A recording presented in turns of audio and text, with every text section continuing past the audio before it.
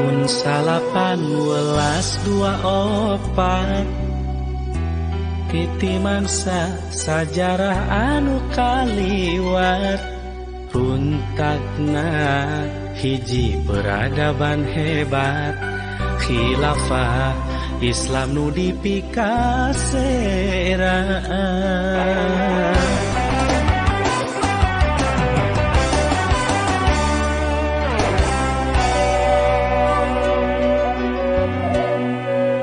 Lalakon nu geus kasorangan kudu jadi panggeuing keur urang sangkan rampak babarengan mapag pasini nu maharomaan waktu natandang urang tong salempang naon deui anu rek diteang kiwari waktuna urang kudu hudak mapag kajayaan Islam ti waktu harita Islam dihina-hina nepi ka iraha difitnah jeung dipedaya urang kudu sadar reku saha deui cunduk kana waktu umat Islam dijaya.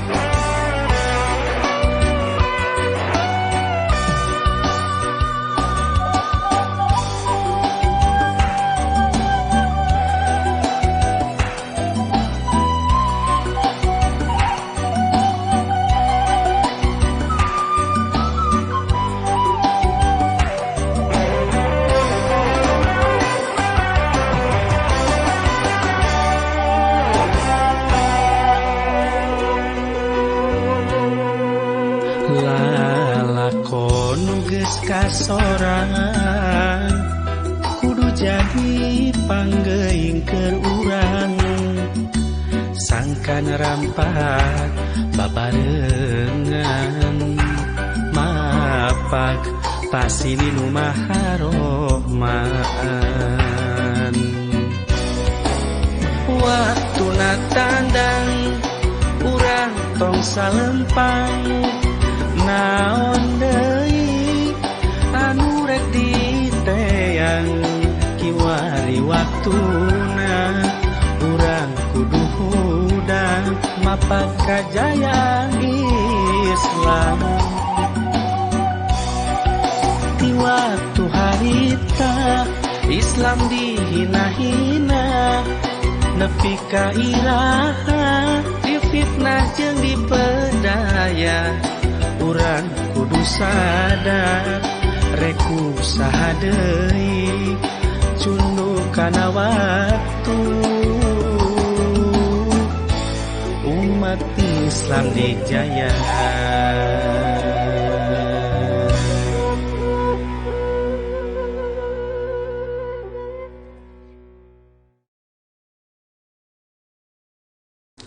Bismillahirrahmanirrahim.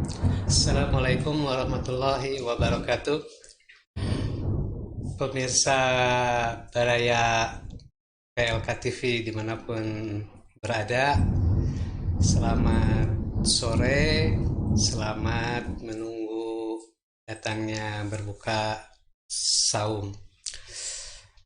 Alhamdulillah nahmaduhu wa nasta'inuhu wa nastaghfiruh wa na'udzubillahi min shururi anfusina wa min sayyiati a'malina may yahdihillahu fala mudhillalah wa may yudlillahu fala hadiyalah.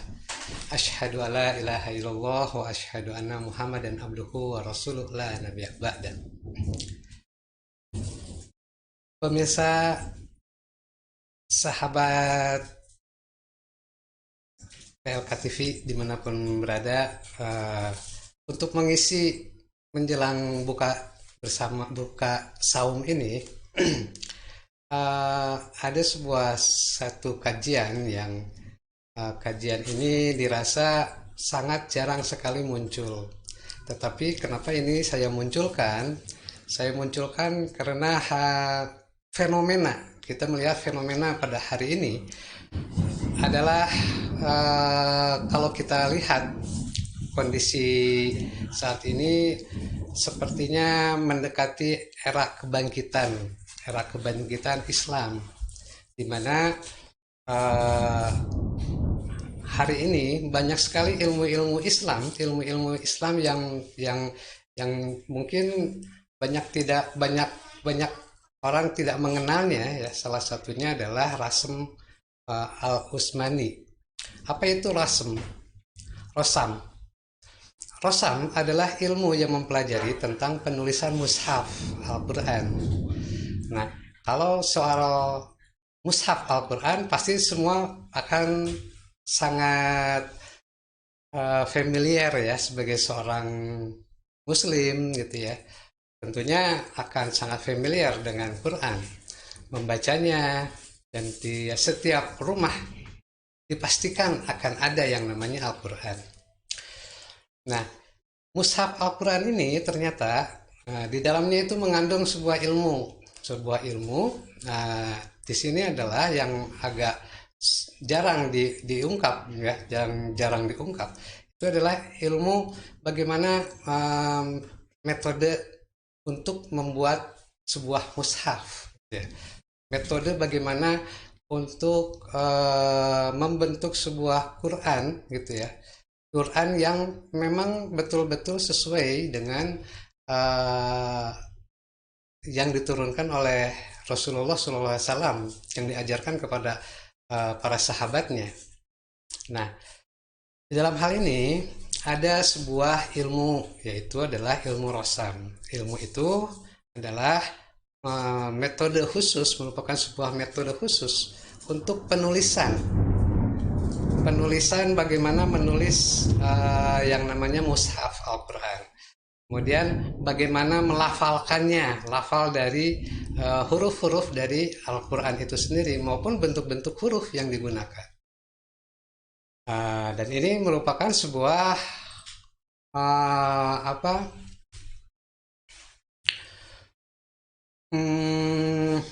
keilmuan Islam yang sangat luar biasa ini.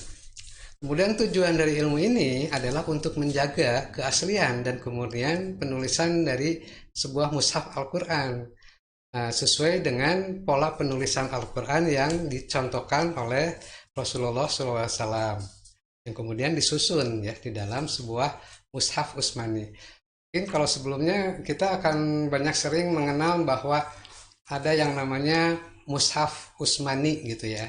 Tetapi ternyata di dalamnya masih ada lagi satu kata, yaitu Rosam Al-Utsmani. Kita lihat, Rosam itu tadi untuk menjaga Al-Quran. Jadi sebetulnya Allah itu luar biasa, sangat begitu sempurnanya menjagakan Al-Quran.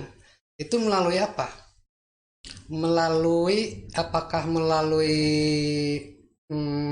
penghafal Al-Quran, hafiz Al-Quran? Cukupkah dengan para penghafal itu? Ternyata tidak cukup. Nah, untuk menulis Al-Quran, untuk melihat keaslian dari sebuah Al-Quran, itu ternyata ada sebuah ilmu tersendiri, yaitu adalah rosam. Nah, rosam ini sebetulnya ada berbagai macam rosam.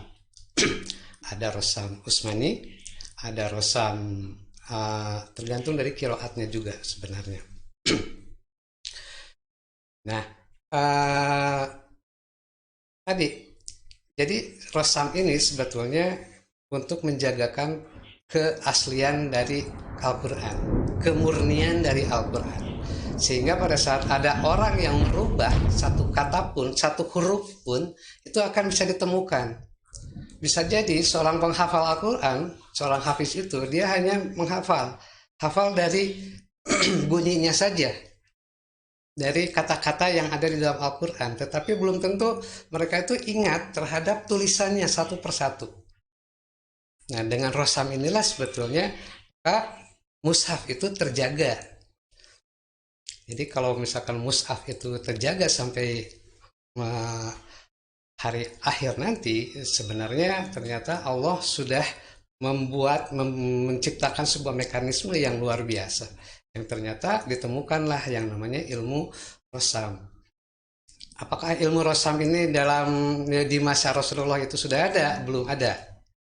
Jadi kapan rosam ini muncul? Nanti kita lihat ke depan ya. Kita lihat yang namanya Quran ya. Quran di masa Rasulullah.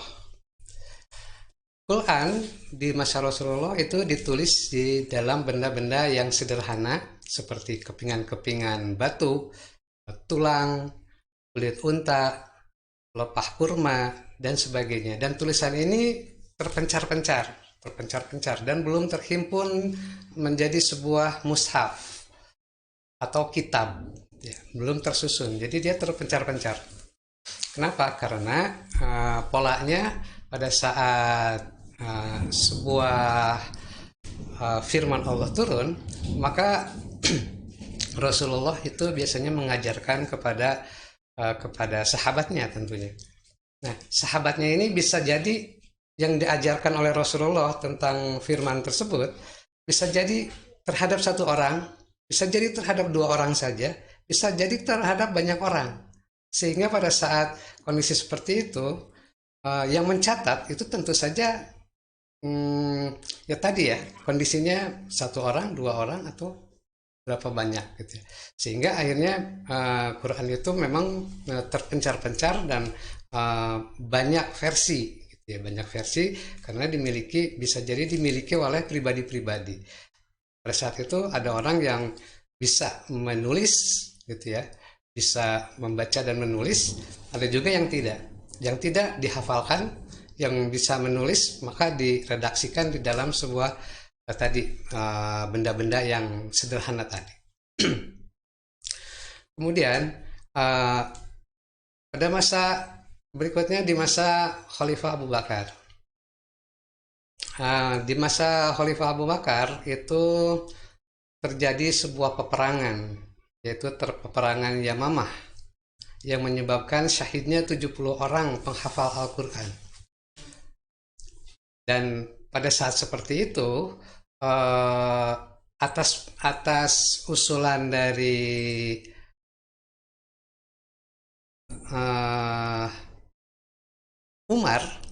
Sayyidina Umar itu meminta kepada Khalifah Abu Bakar untuk membukukan atau untuk mengumpulkan yang namanya Quran tersebut, serpihan-serpihan Quran itu. Maka Khalifah Abu Bakar itu dikumpulkan dan kemudian ditulis di dalam lembaran-lembaran di atas lembaran-lembaran tertentu ya. Nah, itu dikenal dengan Suhuf Abu Bakar. Jadi yang pertama itu Suhuf Abu Bakar. Kemudian kita lihat di masa Khalifah Utsman bin Affan. Di masa Utsman bin Affan merujuk pada Suhuf Abu Bakar, Khalifah Abu Bakar pada saat itu disalin kembali dan dibuat di dalam 6 masahif yang ditulis oleh 4 orang. Dibentuklah tim penyusun dipimpin oleh Zaid bin Thabit gitu ya. Ada 4 orang di sini, Zaid sendiri, kemudian Abdullah bin Az-Zubair, kemudian Sa'd ibnu As, kemudian Abdurrahman al-Rahman al-Haris ya. Mereka berempat itu diperintahkan untuk mengumpulkan dari informasi-informasi di seputar serpihan-serpihan Quran tersebut. Serpihan-serpihan firman barangkali ya, karena belum berbentuk Quran pada saat itu.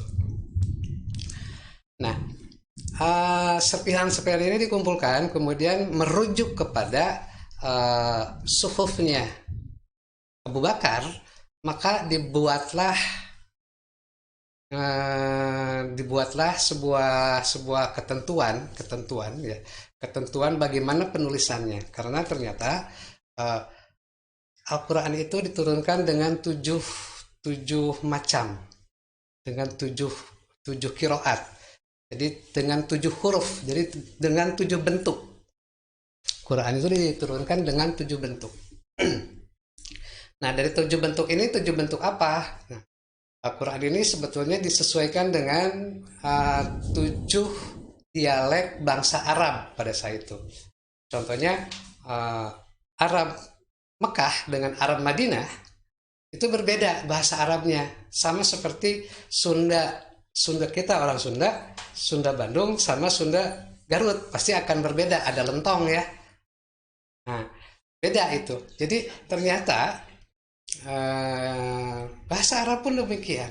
Bahasa Arab pun ternyata punya dialek yang unik gitu ya. Maka Rasulullah meminta kepada Jibril itu untuk diturunkannya dalam 7 bentuk huruf. Nah, untuk mengakomodir perbedaan-perbedaan dari 7 bentuk itu, ya, 7 dialek itu, maka ada yang namanya ilmu di sini, ilmu penulisan atau disebut dengan Rosam Usmani. Jadi Rosam Usmani itu tentang bagaimana penulisan Al-Quran. Demikian ya. Kemudian 6, tadi ada 6 mushaf, 6 Al-Quran. Nah, dibuat 6 Al-Quran itu oleh Khalifah Utsman pada saat itu. Yang keenam itu dikirim ke Basrah, kemudian ke Kufah, kemudian ke Syam, sehingga dinamakan masing-masing mushaf Basrah, mushaf Kufah, mushaf Syam, Mekah, kemudian Madani. Madani itu berarti Madinah. Mushaf untuk penduduk Madinah. Kemudian Mushaf Madani Al-Khas yang satu, yang nomor 6, yang keenamnya itu disimpan sendiri oleh Khalifah Utsman. Disimpan sebagai pegangan imam. Kalau kita bisa membayangkan ya, pada saat Quran dibuat di awal yang pertama kali ini, itu seluruhnya tanpa sakal. Berarti kalau tanpa sakal adalah tulisannya gundul. Dan itu berlangsung selama kurang lebih 100 tahun. 100 tahun Quran itu bukan dipertahankan. Dan kondisinya memang seperti itu, alamnya memang seperti itu. Gundul, tidak ada sakal-sakalnya. Kemudian, nah kalau kita sebagai seorang muslim gitu ya, tentunya kita itu harus tahu betul mana mushaf Utsmani dan mana yang bukan Utsmani. Karena akan berbeda. Nah, di sini ada ciri-ciri mushaf Utsman. Ciri-cirinya di sini saya perbesar di sini ya. Di sini ada tulisannya Al-Qur'an ya. Kemudian di bawahnya Birosam Utsman. Ya, terlihat. Ya, di sini ada tertulis. Jadi kalau kita sekarang kalau sudah tahu seperti ini, coba dicek Quran yang di rumah itu apakah Quran Utsmani atau bukan.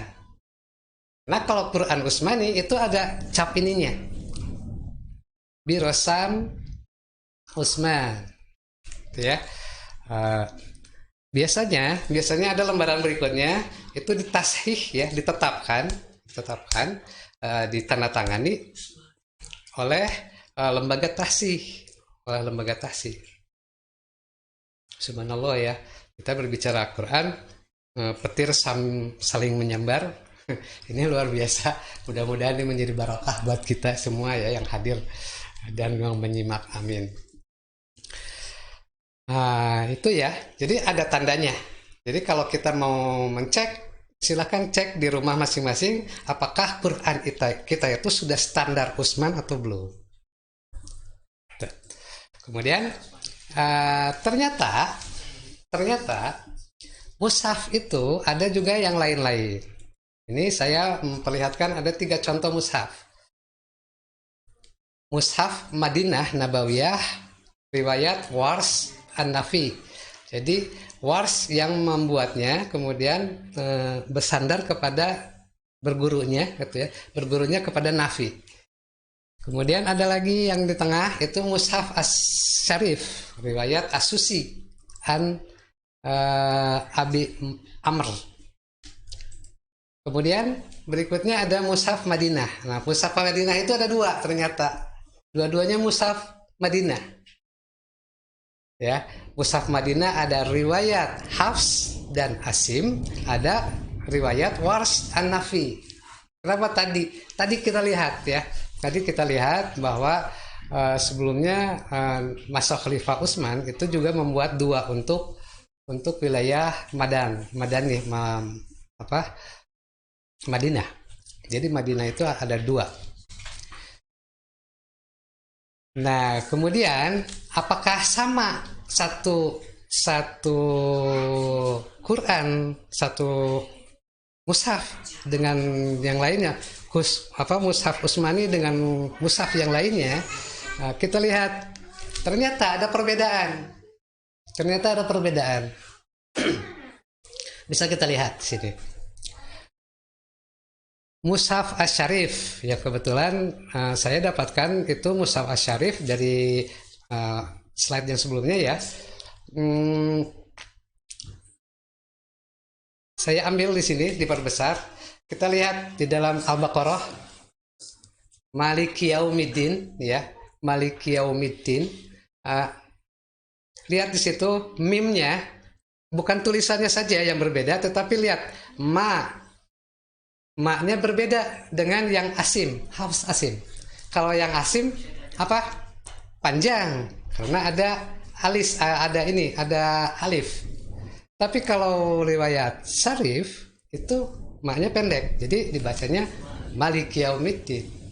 Tapi kalau riwayat Asim maka dia dibacanya Maliki Yaumiddin. Jadi kita juga ternyata kalau sudah seperti ini ternyata Quran yang beredar hari ini itu ternyata macam-macam.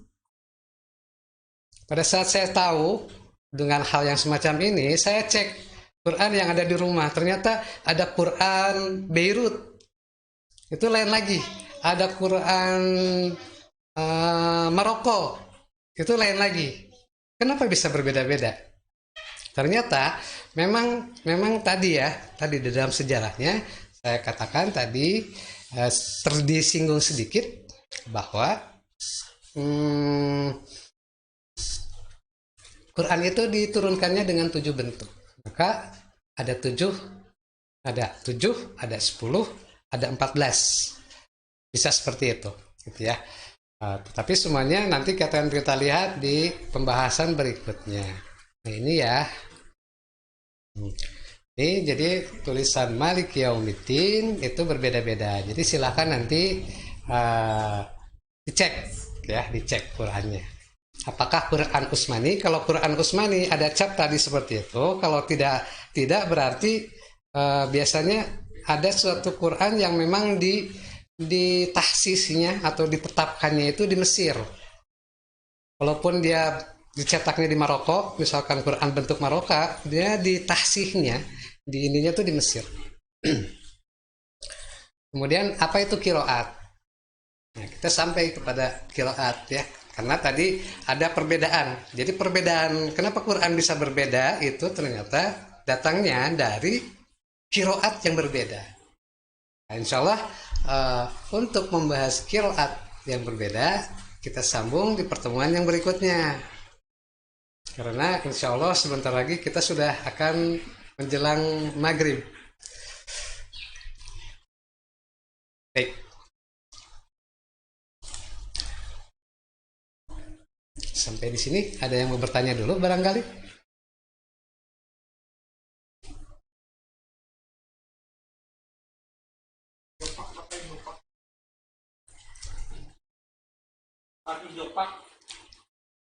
Quran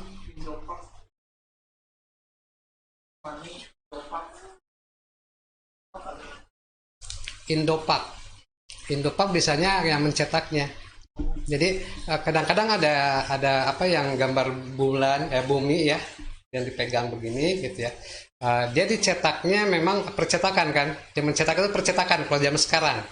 Kemudian dia itu ditahsih, biasanya ditahsih, dilihat, diperiksa dulu gitu ya. Itu di Mesir, lembaga Utsmani itu adanya di Mesir. Ini sesuai tidak dengan Rosam tadi, ilmu Rosam yang tadi. Ilmu Rosam itu. Jadi nanti kelihatan kalau ada yang menyimpang maka dia langsung, oh ini salah. Berarti Quran ini apakah nanti masuknya ke dalam kiroat yang lain? Nah, itu juga ada ditalah lagi. Bisa diukur lagi, bisa diperiksa lagi. Karena nanti sebetulnya perbedaan itu banyak sekali. Dan perbedaan itu, ikhtilaf itu terjadi sejak zaman Rasulullah. Karena tadi Quran itu diturunkan dalam 7 bentuk. Kemudian diajarkannya tidak sekaligus selalu kepada satu orang itu gitu. Tetapi bisa kepada satu orang, 2 orang, atau bisa jadi 5 orang sekaligus gitu dan dicatat. Dan juga itu disesuaikan dengan kiroat atau dialek dari bangsa Arab. Jadi kalau dulu waktu saya belum paham tentang hal ini, saya menganggap bahwa yang namanya yang Quran yang kita baca hari ini itu seluruhnya pasti Quran Utsmani. Jadi ya karena tadi ya di dalam sejarahnya tadi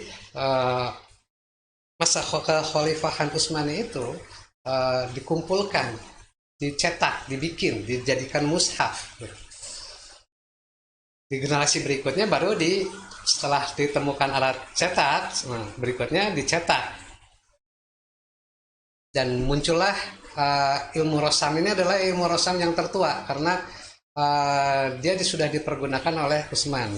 Utsman itu berarti sekitar belum ratus Masehi, Hijriah, belum ratus Hijriah. Jadi masih puluhan Hijriah. Nah, nanti kiroat juga itu, kiroat juga itu munculnya itu setelah 120 tahunan dari nubuah baru muncul ilmu kiroat. Kalau tadi Rosam itu munculnya pada saat yang saya tahu pada saat Utsman ya, kekhilafan Utsman memberikan petunjuk begini cara penulisannya pakai huruf-hurufnya gitu ya. Coba kalau kita lihat juga di sini beda, tulisannya berbeda antara yang 3 ya, yang 3 tadi yang saya tampilkan itu bentuk khotnya itu berbeda karena memang antara khot Madinah dan khot Mekah itu berbeda.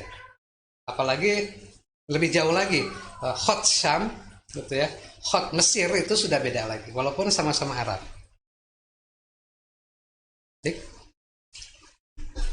Sampai di sini saya berharap bahwa ini ada sebuah ilmu yang baru bagi kita gitu ya. Ternyata Quran itu tidak satu. Quran itu bentuknya bisa beda-beda. Jangan sampai kita nanti melihat ada Quran yang berbeda. Tadi kan ya, Malikiyah beda ya tulisannya. Wah, mana nih? Pasti nu sesat gitu. Itu tidak bisa begitu. Karena ternyata ada ilmunya. Kenapa sampai dicetak? Tentunya ada ilmunya. Tetapi pada saat dia ada yang memalsukan, maka bisa diketahui dengan ilmu Rosam ini. Baik. Apabila ada yang ingin dipertanyakan gitu ya dari pertemuan ini, karena saya yakin dari pertemuan ini akan memunculkan pertanyaan. Mudah-mudahan nanti pemirsa Baraya PLK TV itu mulai terpikir, aduh saya juga pengen tahu ya yang begini, mulai penasaran terhadap hal ini gitu ya, karena memang era kebangkitan itu membutuhkan pengetahuan Islam yang murni. Jadi sekarang sudah mulai banyak masyarakat gitu ya, ulama-ulama sekalipun juga mulai mempelajari lagi apa itu Rosam, apa itu kiroat gitu. Kiroat itu kalau misalkan ada yang pernah mendengar kiroat itu lagam gitu ya, lagu gitu ya. Bagaimana kalau membaca Quran itu dengan lagam Kasundaan misalkan oleh Mang Aswan misalkan, itu tidak bisa dilakukan karena Quran itu diturunkan harus dengan dialek Arab. Dulu saya sempat waktu belum paham juga, ada 7 katanya, sabah itu 7 bentuk gitu ya. Kenapa? Karena orang Perancis itu mulutnya nggak bisa ngucapin apa, orang Jepang itu nggak bisa ngucapin apa, maka dibikinlah 7 jenis. Tapi ternyata setelah dipelajari, 7 itu ternyata 7 dialek orang Arab, jadi masih di Arab juga.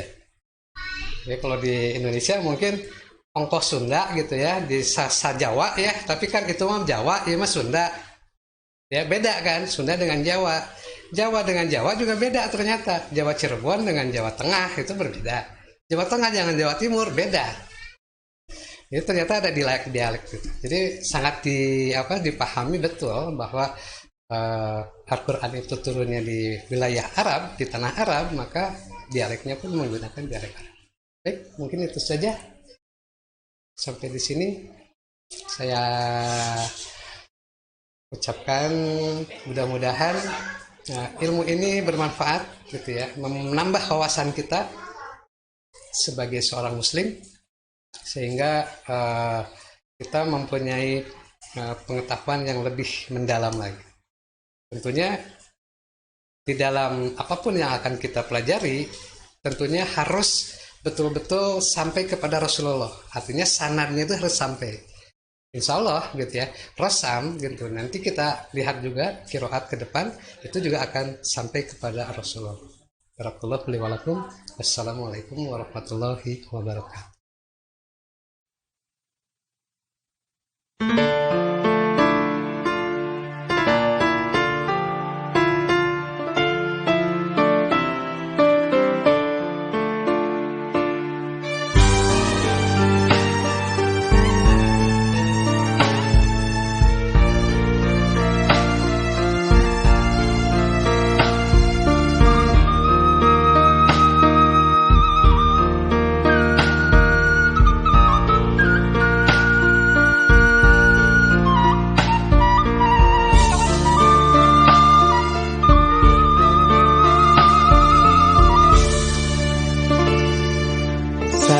Sejarah kecumarita umat Islam kantos digjaya ngawasaan 2/3 dunia 13 abad langkung lamina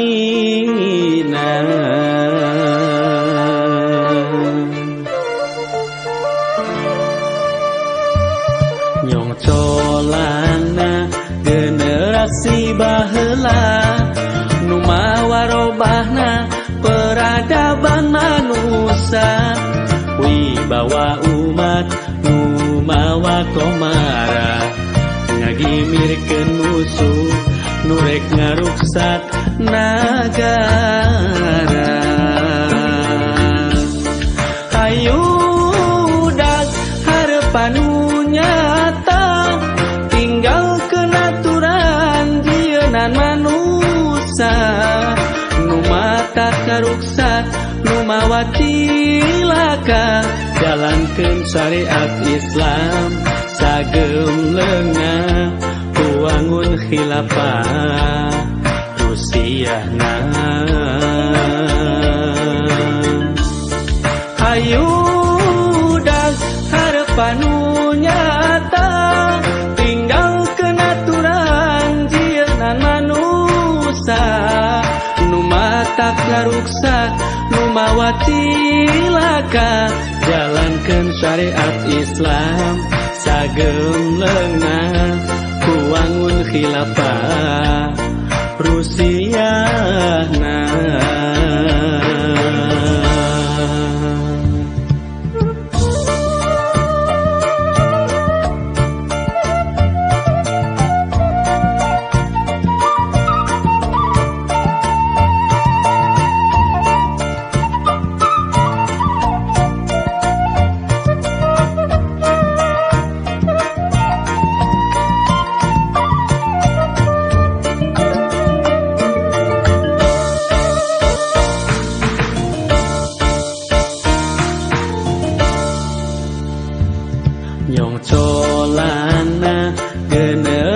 Nabi baheula nu mawarobahna peradaban manusia wibawa umat nu mawa komara ngagimirkeun musuh nu rek ngaruksak nagara hayudak harapan nu nyata tinggalkeun aturan jieunnan manusia nu matak ngaruksak nu mawa tilaka jalankeun syariat Islam sagem leungna wangun khilafah Rusiana hayudak harapan nu nyata tinggalkeun aturan jieunnan manusia nu matak ngaruksak nu mawa tilaka jalankeun syariat Islam sagem